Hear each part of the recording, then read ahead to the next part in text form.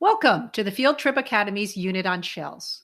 When you're on vacation, we understand that you want lessons that are low prep, low stress, but still educational. We hope that you will find that this to be the case in this study unit. This shell unit basically has three parts. First, I recommend that you read the field trip guide. It will help you get ready for your time at the beach, maximize your success at collecting shells, and give your learners an opportunity to use their nature journal.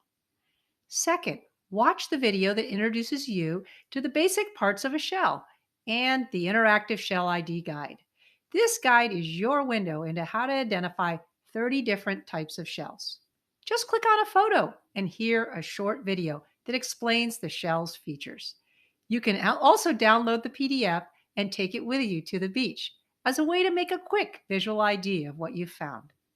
Third, download the shell classification and a home activity. Your learner will work with a partner to play a game where they sort and classify their shells based on their attributes. Watch the video to get up to speed on how it works.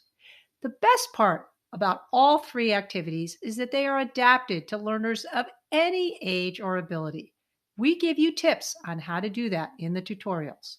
So I hope you enjoy getting started and have a great time at the beach.